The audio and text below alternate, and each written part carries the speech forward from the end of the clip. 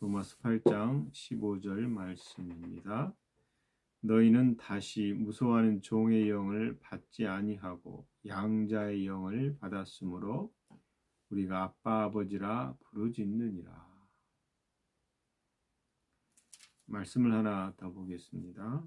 요한복음 20장 17절입니다.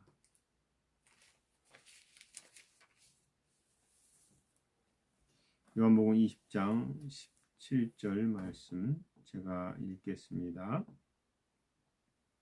예수께서 이르시되 나를 붙들지 말라. 내가 아직 아버지께로 올라가지 아니하였노라. 너는 내 형제들에게 가서 이르되 내가 내 아버지 곧 너희 아버지 내 하나님 곧 너희 하나님께로 올라간다 하라 하시니.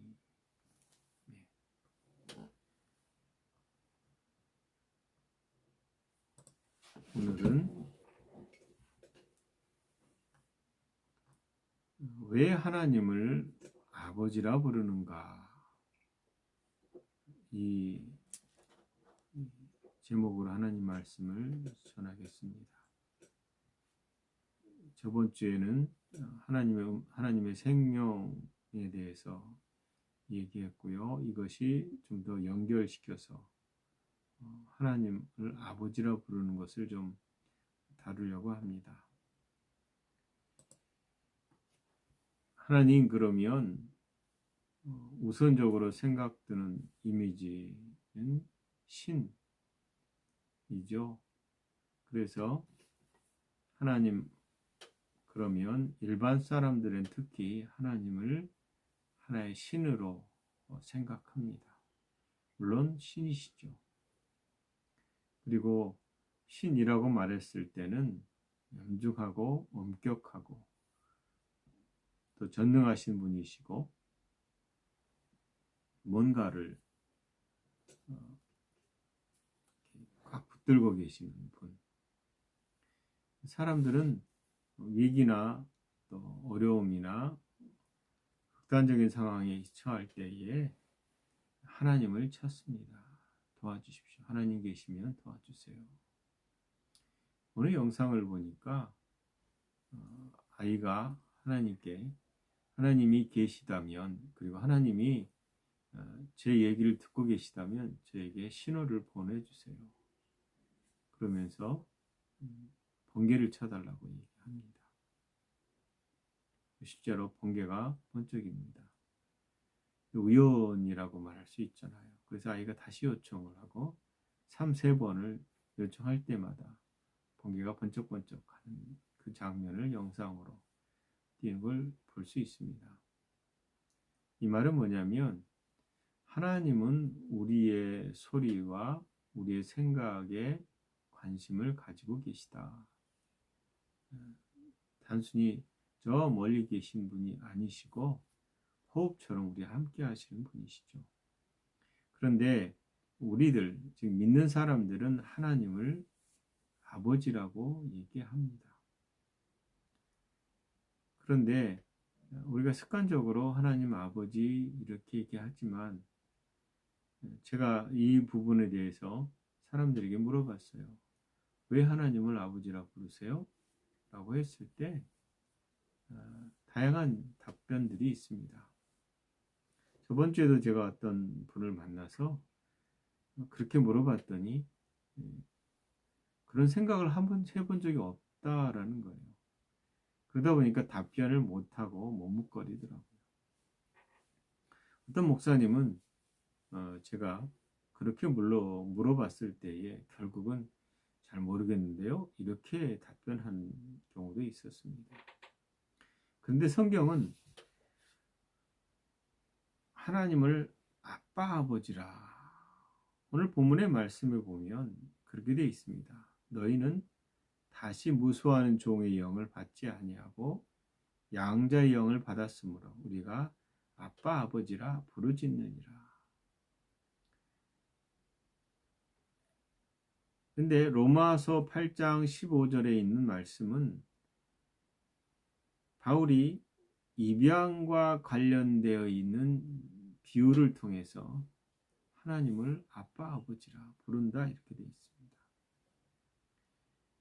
원래 인간은 죄로 인해서 하나님과 원수된 관계였고요. 예수 그리스도의 대속을 통해서 이 관계가 회복됐습니다.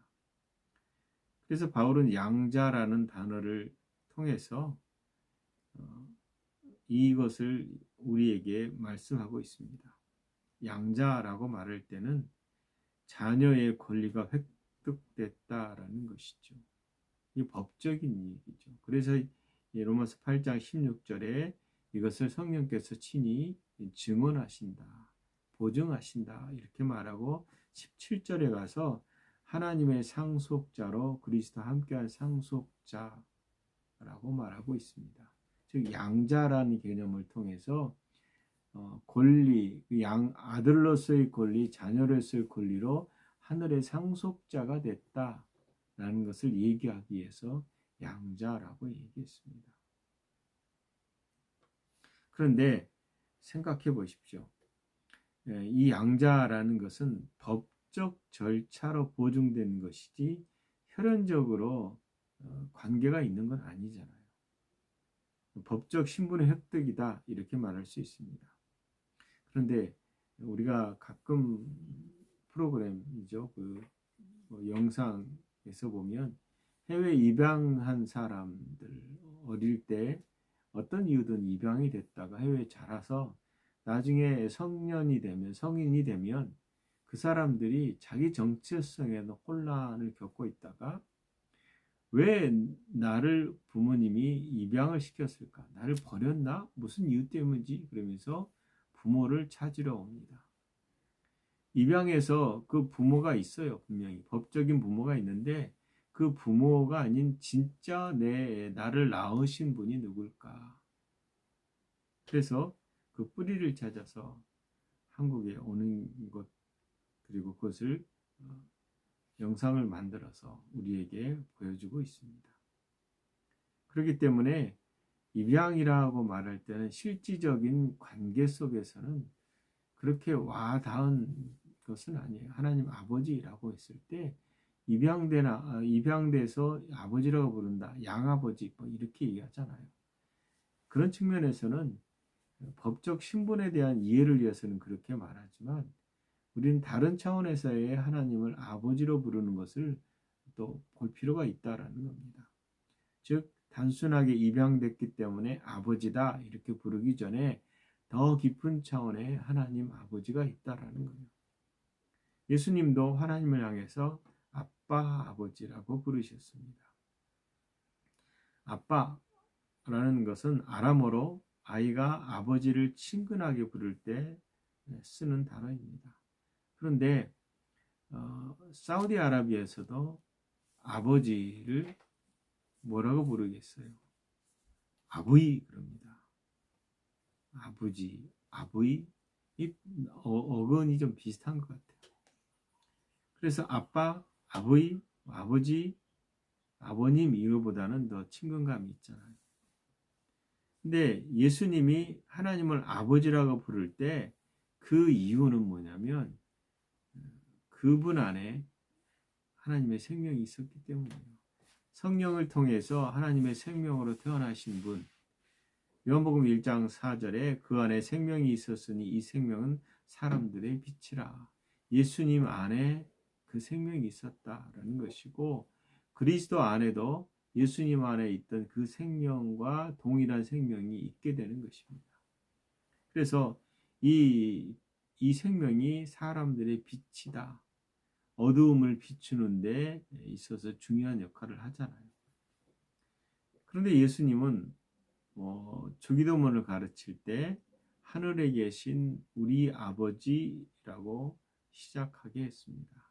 하늘에 계신 우리 아버지. 오늘 요한복음 20장을 읽었잖아요. 20장 17절. 그런데 요한복음 20장 이전까지 예수님은 하늘에 계신 내 아버지, 너희 아버지라고 하지 않았어요. 그러다가 20장 와서 이분이 죽고 부활하신 다음에 하신 말씀이 너희 아버지라고 말합니다. 내 아버지 곧 너희 아버지, 내 하나님 곧 너희 하나님. 그래서 부활 후에 뭔가가 바뀌었다라는 걸 우리는 짐작할 수 있는 거죠. 그래서 이 얘기는 뭐냐면 예수님의 부활과 함께 믿는 자들이 생겼을 때 그 믿는 자들은 하나님을 이제 아버지라 부를 수 있게 된다라는 겁니다. 그리고 그렇게 됐을 때 예수님을 믿음으로써 신자들은 예수님이 하나님과 누리셨던 그 친밀한 부자 관계 속에서의 삶을 살게 된다라는 거죠. 아까도 얘기했듯이 거듭났다라는 것은 우리가 누누이 얘기했지만 니고데모에게 예수님이 하셨을 때 사람이 거듭나야 하나님 나라를 볼 수 있다. 우리가 성령으로 거듭나지 않으면 하나님 나라에 들어갈 수 없다. 라고 했을 때 이 거듭남에 대한 이해를 예수님은 아노덴이라는 헬라어를 통해서 위로부터의 출생을 얘기하고 있습니다. 그래서 우리가 하나님을 아버지라 부르는 것은 위로부터의 출생이고 하나님의 생명이 우리 안에 들어오는 것이죠. 그래서 이거는 관념적 고백이 아니라 실제로 하나님으로부터 태어났다라고 볼 수 있습니다. 그래서 born again이라는 거듭남은 혈통이나 육정이 아니라 오직 하나님께로부터 난 사건이다 라고 말할 수 있습니다. 우리가 요한복음 1장 12절과 13절은 이것을 잘 얘기합니다.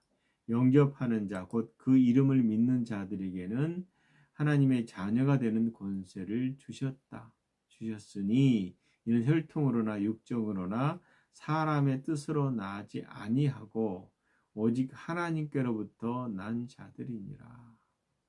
하나님이 우리를 낳았다라는 것은 영적인 출생을 얘기하는 것입니다. 그래서 그리스도를 믿을 때에 인간의 유한한 생명인 비오스거든요. 이 생명이 비오스 안에 하나님의 영원한 이 생명이 들어오는 것입니다.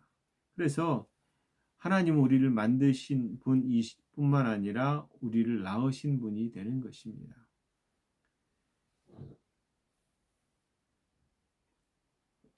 그래서 거듭나는 것은 하늘의 출생이고 이 땅에 볼 수 없는 영적 사건입니다. 여러분, 옛날에 이렇게 아기를 낳으면 금줄을 만들었어요.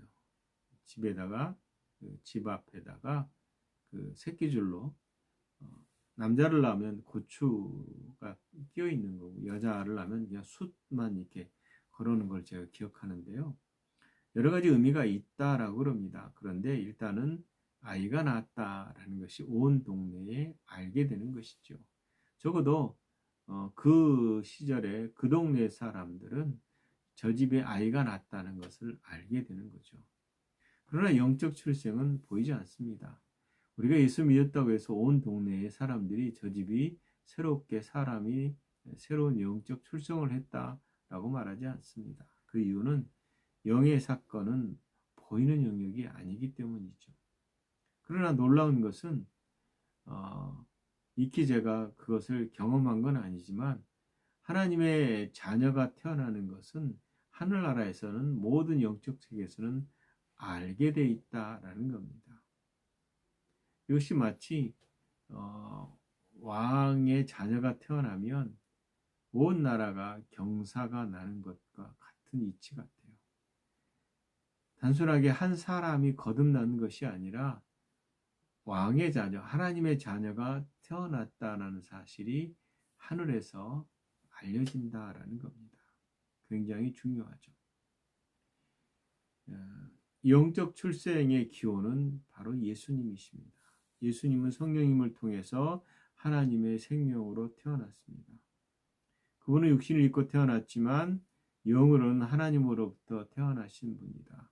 육신은 물론 성령으로 잉태되셨지만 그분은 분명히 우리에게 나는 하늘에서 났고 너희는 땅에서 났다라고 말씀하셨습니다. 하지만 예수님이 부활하신 뒤에 그분을 믿는 자들의 출생이 영적 출생으로 하늘에서 태어난 것을 말씀하신 겁니다. 예수님은 하나님의 독생자이시지만 믿는 자들은 그분을 통해서 하나님의 자녀가 됩니다. 여기서 중요한 것은 예수님과 믿는 자가 동일한 영적 근원을 갖게 됐다라는 겁니다. 히브리서 2장 11절 보면 거룩하게 하신 이와 예수님과 거룩하게 함을 입은 자들 우리죠. 우리가 다 한 근원에서 난지라. 그러므로 형제라 부르시기를 부끄러워하지 아니하시고 라고 말했습니다. 예수님께서 우리를 향해서 형제요 라고 해도 그분이 그거를 부끄러워하지 않으셨다라는 거죠. 그 이유는 뭐냐?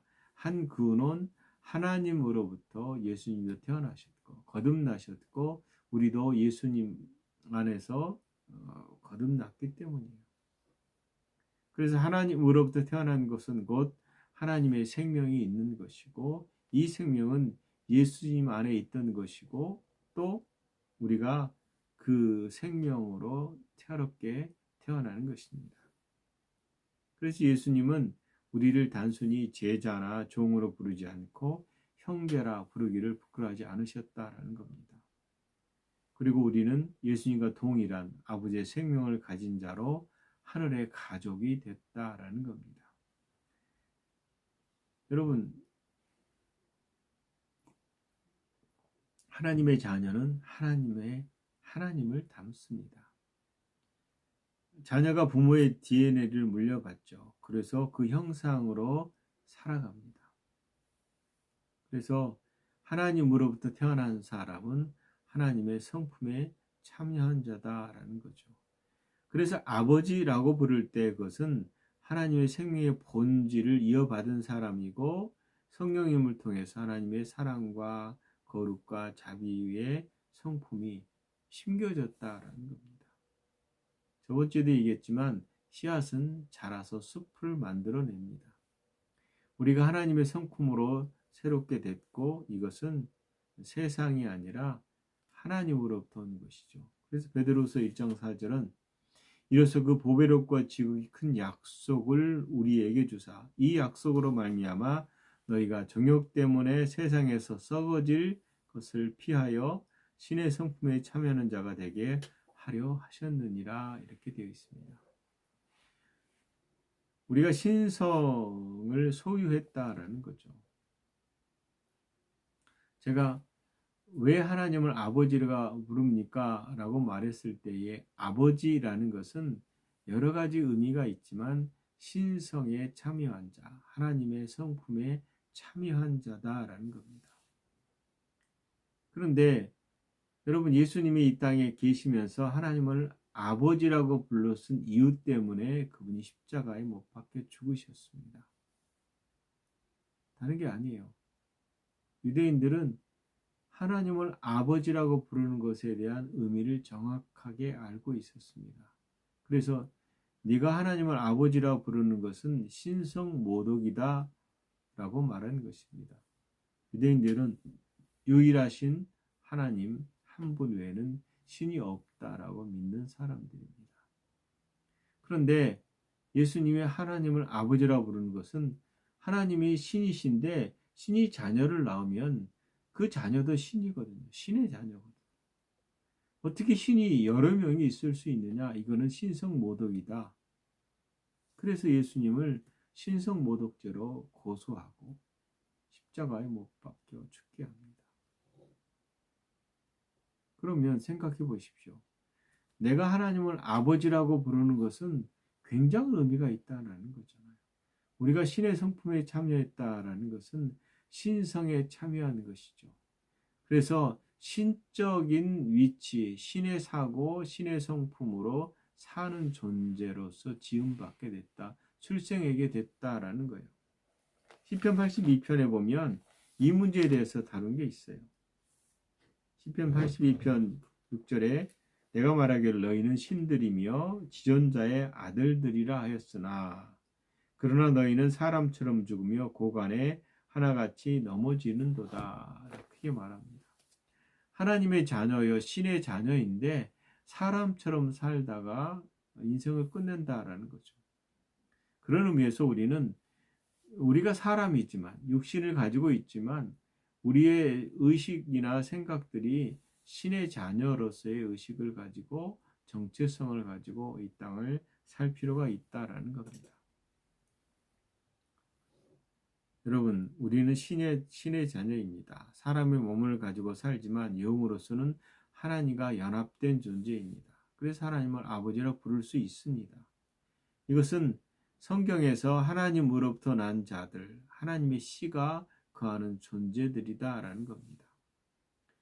생물학적으로 유전 정보가 자녀에게 전달되듯이 하나님의 생명의 원리가 신자 안에서 내주하고 있다라는 겁니다. 아까도 말했듯이 그래서 하나님을 아버지라 부를 수 있는 것은 우리 안에 있는 썩지 아니할 씨가 심겨진 것이고 그것이 말씀이자 생명입니다. 이 씨가 우리를 하나님의 속한 자로 인치며 하나님을 아버지라 부를 수 있는 본능적 이끌림을 갖게 된다라는 겁니다. 요한일서 3장 9절에 보면 하나님께로부터 난 자마다 죄를 짓지 아니하나니 이는 하나님의 씨가 그의 속에 거함이요 그도 범죄하지 못하는 것은 하나님께로 났음이라 이렇게 말합니다. 이 구절에 대해 사람들은 범죄하지 못하는 것은 이 말을 통해서 내가 범죄하니까 하나님께 속겠다가 거기서 나왔나? 이렇게 생각하는 거죠. 아니요, 나오지 않습니다. 이것은 우리가 영으로서는 영원히 범죄하지 않습니다. 우리의 육신, 우리의 생각과 변하지 않은 새롭게 되지 않은 마음과 몸이 죄를 범하죠. 우리 영은 하나님과 연합되어 있고 더 이상 죄를 짓지 않습니다. 그러나 우리의 삶이 이 땅에 지속된다는 측면에서 우리의 마음과 몸을 변화시켜야 되는 것이죠. 그래서 베드로전서 1장 23절에 너희가 거듭난 것은 썩어질 씨로 된 것이 아니요 거듭난 영역은 영이죠. 썩지 아니할 씨로 된 것이니 살아있고 항상 있는 하나님의 말씀으로 되었느니라 이렇게 말합니다. 하나님 말씀이 이를 보증하고 우리가 거듭나서 하나님의 생명으로 살게 되고 이 생명을 가진 자는 하나님을 아버지라 부르게 된다라는 겁니다. 그렇기 때문에 입양이라는 단순한 법적 신분으로서의 상속자라서 끝나는 것이 아니라 생명적 연합으로 있다. 우리 안에 거하신 의 생명은 아버지와 연합된 삶을 살 수 있게 한다라는 겁니다. 그리고 우리는 하나님을 아버지라 부를 수 있는 것이죠. 제가 어느 날 보니까 제 모습이 아버지도 닮았고 어머니도 닮았습니다. 부모를 닮게 돼 있고 단순한 외형적 것이 아니라 부모의 기질들도 일부가 있습니다. 그리고 제가 부모로부터 자라오면서 받은 아버지로부터 받은 욱하는 성격들이 또 있어요. 어머니로부터 받은 것도 있고요. 이것이 제 삶에서 많은 사람들을 아프게 합니다. 근데 이게 잘 안 고쳐지더라고요. 의식하면 되는데 의식이 잘 안 되고 그런 일이 종종 발생합니다. 이게 슬픈 일이죠. 중요한 것은 노력하지 않으면 안 된다라는 겁니다. 내가 어떤 존재인가를 계속 생각하고 하나님께 나아가서 옛사람의 영역을 점령하고 변화시켜야 되는 것이죠. 이미 죽었지만 이 땅에 있을 때는 끊임없이 그것이 우리 삶 가운데 드러나게 되어 있습니다.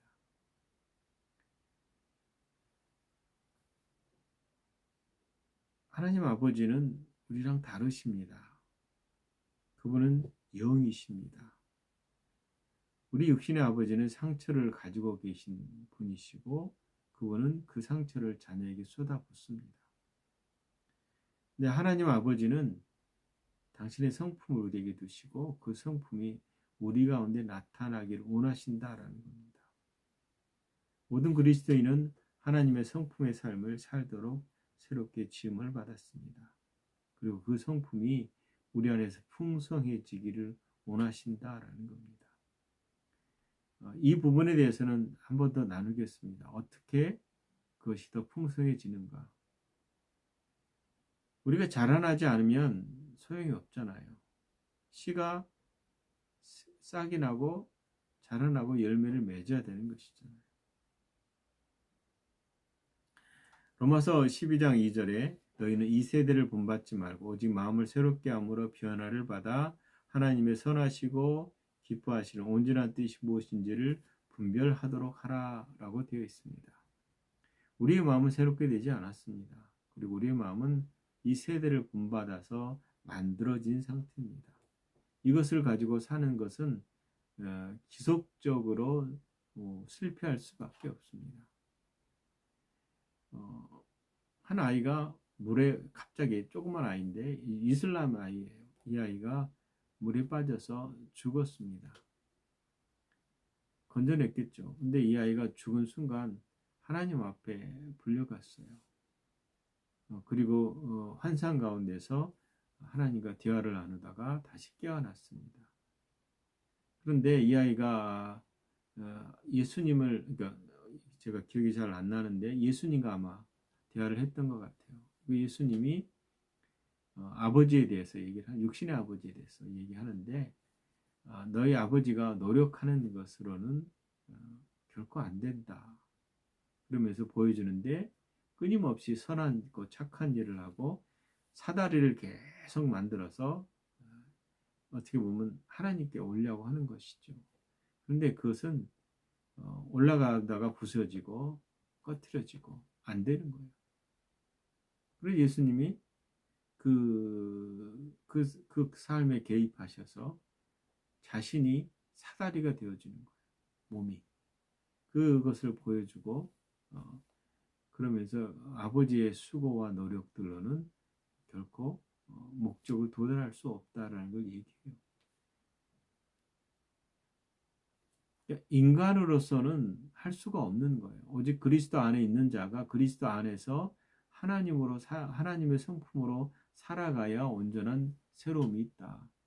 이것이 뭐냐면 로마서 12장 2절에만 이 세대를 본받아 사는 것이 아니라 하나님의 말씀으로 새롭게 돼야 되는 것이죠. 이 아이가 깨어났을 때 자기는 병원에 실려 있고 호흡기를 끼고 있는 자기가 본 것을 얘기해야 되는데 얘기할 수가 없는 거죠. 나중에 호흡기를 뗐을 때에 아버지에게 그 얘기를 하자 아버지가 얼굴이 바뀌면서 정색을 합니다. 그리고 네가 아직 정신이 없구나. 이렇게 얘기하는 그런 장면이 있습니다. 여러분, 우리의 마음을 새롭게 하는 것은 이 세대를 따라가는 것이 아니라 하나님 말씀을 따라가는 것이겠죠. 하나님을 아버지라 부르는 사람들은 그리스도인들입니다. 그리고 우리이고 교회입니다. 머리 된 예수님을 따라서 그리스도 안에 있는 모든 사람들이 연합되어 있고 가족이죠. 그리고 그것은 각각의 성전으로서 새로운 성전으로 지어짐을 받는 것으로 자라나야 됩니다. 우리는 자라나야 되겠죠. 그리스도인들이 나누는 사랑은 사람들이 나누는 사랑과 원래 차원이 다릅니다. 그것은 하나님으로부터 아가페고 그 사랑을 할수록 우리의 삶의 새로움들이 일어나겠죠. 세상의 아버지는 불완전한 사랑을 주지만 하나님 아버지의 근원은 완전한 사랑입니다. 성경은 분명히 하나님에 대해서 이렇게 말합니다. 너희가 악할지라도 자식이 좋은 것을 줄 알거든 하물며 하늘 아버지께서 구하는 자에게 성령을 주지 않겠느냐라고 말합니다. 이 말이 뭐냐면 무한한 아버지의 사랑의 결정체가 예수 그리스도입니다. 그분은 우리를 사랑하셔서 우리 대신 예수 그리스도를 주셨습니다. 뿐만 아니라 그분은 세상의 아버지는 물질을 준다면 하나님 아버지는 자기 자신이 성령을 주신다라는 거예요. 그래서 이 땅에서 우리가 성령님을 통해서 이 땅을 살아가게 되는 것입니다. 대신 죽으신 사랑, 당신이 사람이 되셔서 이 땅에서 우리 대신 죽으셨다. 그래서 예수님이 소개한 하늘에 계신 우리 아버지라는 고백을 하게 되는 것이죠. 하늘에 계신 우리 아버지, 하늘에 계신 내 아버지, 하늘에 계신 누구누구의 아버지, 자기 이름을 넣어서 고백한 것은 중요한 것 같아요. 소리내서 하늘에 계신 내 아버지. 그렇게 할 때에 우리 울림은 좀 달라지는 것 같아요. 여러분 이 고백을 자주 했으면 좋겠어요. 하나님은 내 아버지시다. 하나님은 내 아버지시다. 그분은 단순한 것이 아니라 내가 그 성품으로 태어났다. 그 성품으로 사는 자다. 여러분, 이것이 하나님을 아버지라 부르는 이유입니다. 여러분, 하나님을 끊임없이 아버지로 고백하는 그 의미를 다시금 새겨보시고 그 아버지 앞에서 깊은 사귐 가운데 그 친밀한 관계로 들어가시기를 예수 그리스도 이름으로 축원합니다. 기도하겠습니다. 하나님 우리를 아버지의 성품으로 낳으시고 만드시고 창조하여 주셔서 감사합니다. 우리가 하나님을 아버지라 부르게 하신 것도 감사합니다. 우리가 아버지 안에서 예수 그리스도 안에서 아버지 연합되게 하시고 아버지의 성품으로 살 수 있도록 지으셔서 감사합니다. 성령님 날마다 우리 안에서 풍성하시옵소서. 우리가 자라나지 않고 모난들처럼 있을지라도 오래 참으시고 우리를 인도하시고 하나님의 자녀로서 우리를 기대하시니 감사합니다.